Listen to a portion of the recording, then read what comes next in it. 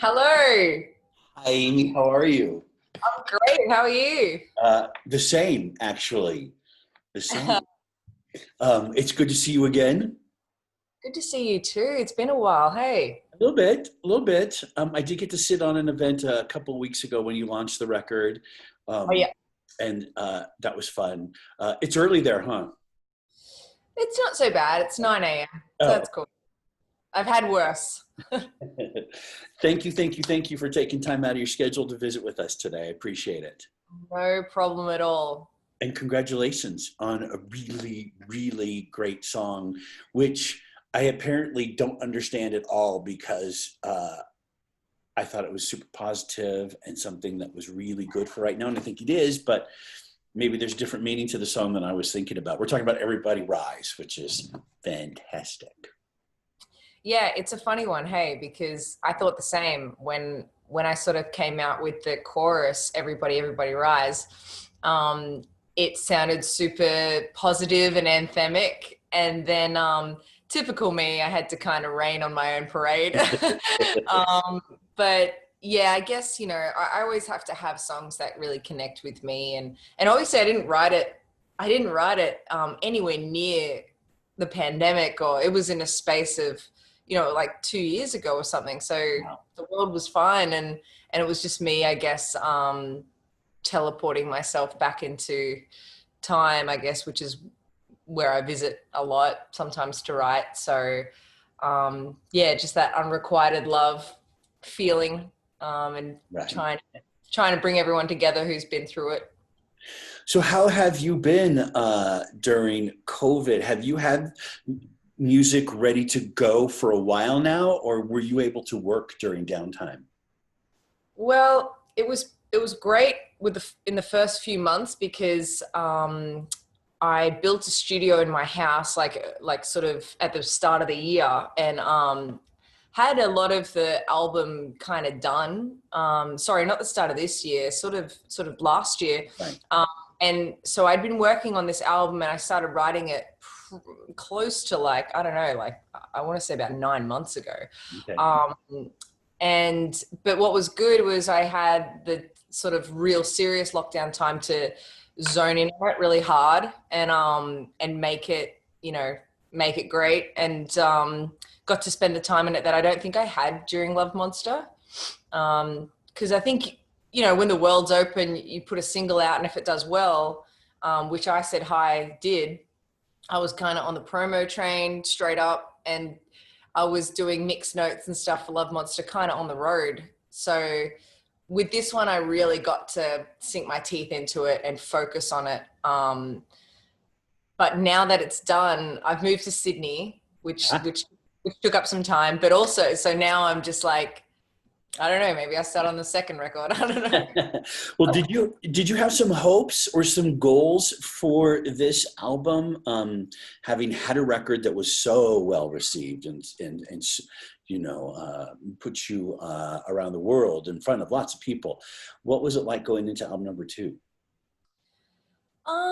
You know what? I think I thought I was going to be a little more stressed than what I was.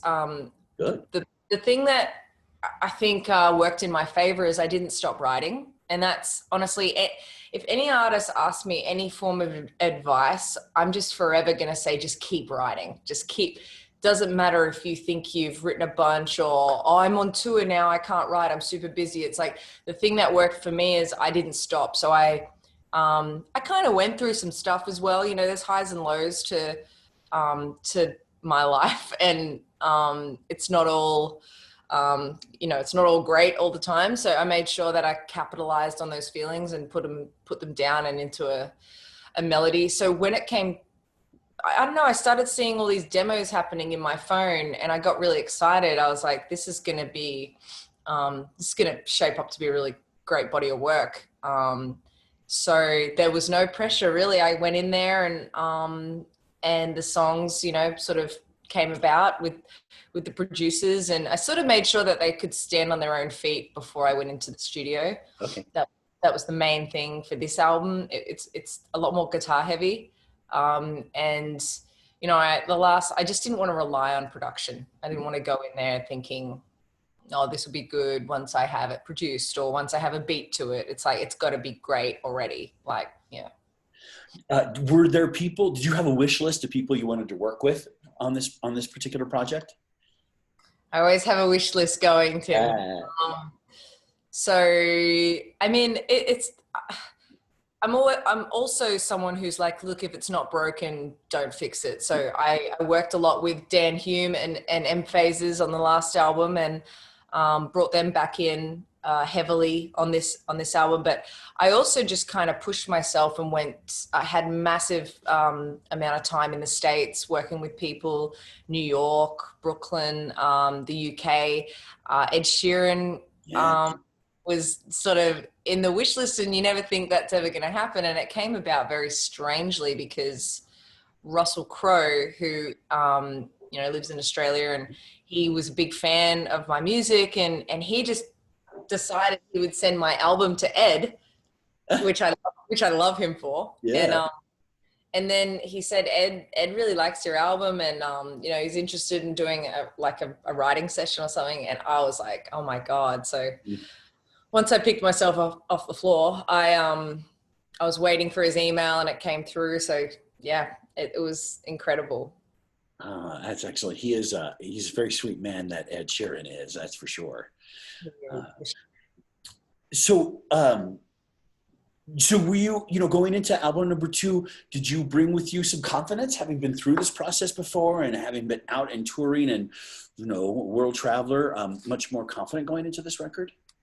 Yeah, it's a good point. I really was. I was so much more confident because the first one, I just, I was thrown into it like every artist is, every artist, when they're doing their debut album, I feel like they've been through an emotional roller coaster of just, I mean, not always the case, but, a few of the musicians that I know and that I can relate to have just been pedestrian, normal people. And then it kind of catapults you into this other world that can be a little twisted. But I went in with a bucket load of knowledge, learned a lot of lessons, made sure I learned from them, and just wasn't scared anymore to voice my opinion, or but also to take on other people's opinion and really open myself up and just be like, oh, what do you think? But still make sure I have my strong vision as well, which is hard to balance. Like, and I think being a female, and I don't want to be that person, but sometimes being a female, you can be in a lot of rooms where it's very intimidating. So it's kind of like you need to even go extra to make sure you get your point across, to be like, no, I actually know what I'm doing, and I actually know the sound that I'm after. And I feel like I really have that confidence now. Excellent. So was it hard to leave the Gold Coast and move to Sydney? It's pretty beautiful actually in Sydney at the moment, but you're right, I do miss the beach. I'm a bit of a beach bum, so I miss the beach, and I miss my family too. Right here, I don't know if you guys know, but there's a lot of our borders that are shut, so I can't get back into Queensland, which is killing me a little bit. I miss my family a little bit, but it's fine. I'm here to really work, and that's all I'm focusing on for the next few years while I'm here, and I'll end up back on the Gold Coast. What have you been doing when you're not working to sort of maintain your sanity during this COVID situation? Has that been possible to find outlets that, keep you going? That's maybe not what you do for music? Yeah, I run a lot. I run and I listen to crime podcasts. Those are good. Yeah, pretty addictive. I've clocked up quite a few case files. So running and solving mysteries. And I've started reading a lot more. I kind of never really been a big reader. I always I kind of always have to be doing something. And I found time to just really sit and read, and I kind of like it. It used to always make me fall asleep. That's why I read, because I get tired. But Yeah, I don't know. I'm just trying new things, and obviously being in Sydney, there's a lot of people that I'm kind of reconnecting with, and yeah, it's exciting. Tell me what it was like uh, performing Everybody Rise in the Sydney Opera House with the Australian Girl Choir. That must have, I mean, and it was empty, right? It was just you guys in there, maybe a few people filming or whatever. Yeah, and it was a real skeleton crew. There was hardly any. It was like two camera guys and like one other director. So it was really empty in there, and it was super eerie. It was really, but beautiful as well. Like because of the restrictions and everything, it's not like we had any rehearsal time with the girls choir, and we actually didn't have that long to put it together. Um, so I just like sent them a couple of notes, and then I'm like, let's just wing it. Let's go in there. They're professionals. I try and be professional. Yeah. And so and then I just got goosebumps all over my body when we just went. I said, let's just have a run through and see how we go. And man, when I heard them, it was just like spine tingling. It was so cool and so beautiful. And that was a good example of, I kind of got I felt that song meant something else that day. I don't know. It was like, it was sort of at a time where one of our states was really struggling with more cases, and they were getting into extreme lockdown situation. And it was kind of sad. It was like a really sad night. And I think filming it at that time of the day in that empty opera house I don't know, it was sad and weird, but beautiful. I don't know, all Yeah. sorts. Still a lot to digest. So you've had music ready to go for a while. How hard is it knowing that you've got fans out there now that have just been waiting to hear from you? New music. I saw a couple tweets of yours that seem to acknowledge, yeah, I want to release this. I'm ready to go. It's so hard, honestly. I mean, yeah, you know what it's like for artists. You've seen artists on the go, and how much we sort of thrive from that. And I really do. Like I want nothing more than to be in Boise now playing the song acoustically, or to be anywhere, like just working, you know? So it is hard. It's, you know, and doing this, I've gotten better at it, but it's not, you know, I don't know. I'm a people person. I like being in the room, and I get asked all day, every day to go live and play songs. And I'm like, I don't know. I don't feel like I worked this hard my whole life to get here just to play to my phone or my computer. Like I work so hard to get to rooms where I've filled them out, and these, you know, crowds that I can actually visibly see and feel the energy. And it's like, I'm not giving in. I'm not giving in just yet. I want the world to get better so bad, because I just miss it so much. Yeah, that is a feeling that a lot of people here in Boise will definitely relate to. And believe me, they want you here as much as you want to be on the road, because when we started playing the new song, we started hearing from listeners. And I will say, it's been amazing. We had to restrict some of our streaming services when COVID hit, but up until that moment, the Gold Coast has shown up in our top 10 of streaming areas in the world. I mean, more so than even some of the big cities in America. You brought your fans, and it's been fun, for sure. That's so great. I'm so proud. So what was, I just lost my train of thought. I love that. What are you looking forward to most once we get to the other side of whatever, you know, this is we have been going through? Obviously touring and being in those rooms is going to be high on your list. Are there other maybe simpler things that you just don't, you know, you miss having a chance to do? Yeah, I miss people living without fear. Like I really, honestly, you go for a run or you go for a walk, and I can see the fear in some people's eyes. You know, some people are dealing with it a lot better than others. Yeah. And, you know, even getting into a lift now, the awkwardness, it's like, and I'm trying so hard to be like, I'll just wait for the next one. And it's like, it's weird, man. It's like, I'm just so sad for those people. And honestly, I'm just as scared as everyone else, but you know, obviously the older generation are going through it a lot worse. And I don't know, I just miss living without that fear. And yeah, I don't know. I think there's going to be some good things that come out of this. But yeah, I think everyone's very affected by it. You know, the economy. I wish I could click my fingers and have all the small businesses that I used to know open up again, have their restaurants happening again. And, you know, it's such an ordeal, isn't it? Even to go out for dinner is such an ordeal. Yeah. You're braver than me. I've yet to step out into a restaurant yet. It's just been all takeout, but it'll happen. You know, you guys have had it a lot worse, though. I think. Yeah. You know, I feel for you guys, and thanks for making the time to even chat with me. Because are you kidding me? We're so excited about this, and like I said, you are loved in this town. So, well, I'm not going to ask you anything specific about when there might be more music coming or a full-length album. I don't know if you're allowed to mention any of that, but. We would, if you have your guitar with you and you're in the mood, would love to hear a song or two from the new record. Well, I should just play Everybody Rise, because that's kind of the only one that's out right now. Perfect. But I will say that there is a lot coming your way. Yay. So that's all I can say for now. Perfect.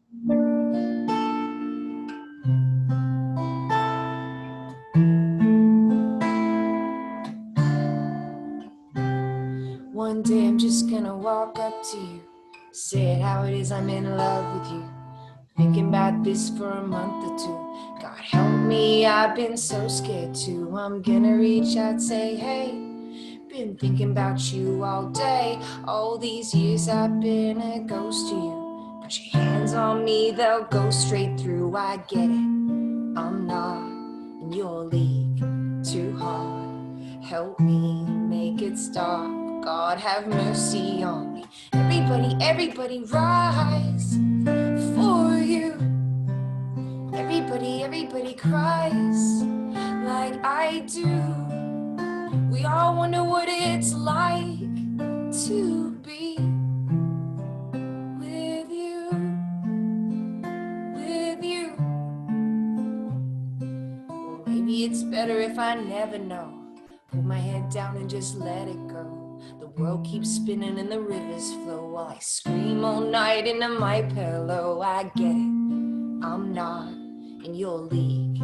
Too hard, help me make it stop. God have mercy on me. Everybody rise for you. Everybody cries like I do. We all wonder what it's like to be with you, with you. And now my heart's on the floor when you push back your hair, and I love you from way over there. Everybody rise. Yeah, everybody rise.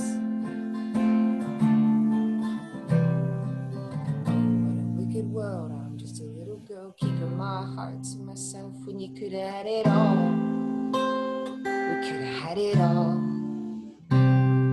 We'll take my whole life, better hold tight, wanna fly away with you like a red kite. I just wanna know, gotta know what it's like to be with you.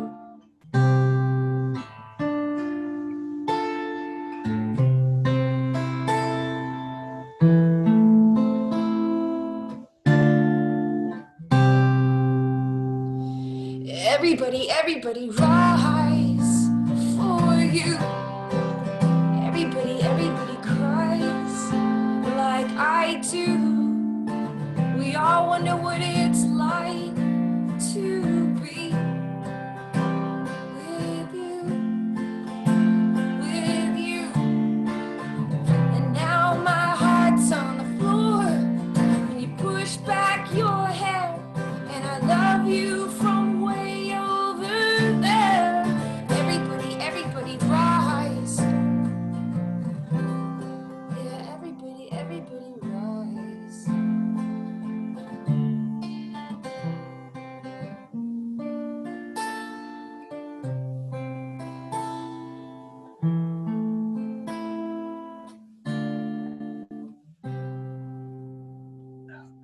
So wonderful. It's really the magic of going acoustic, it brings new elements to the song and new feelings to the song, quite different from the studio version.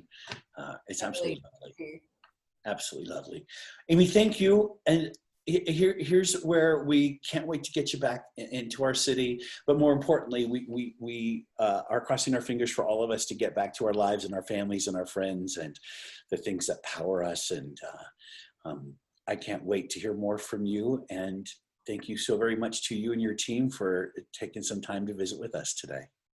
Anytime. You guys know you're a strong favorite of mine. So thank you. You've been there since the very beginning, and I really appreciate that. And I don't ever forget that. So thank you. Well, all of our love to you. Thank you so much. And you guys have a great rest of your day. You too. Thank you so much. Chat soon. Thank you.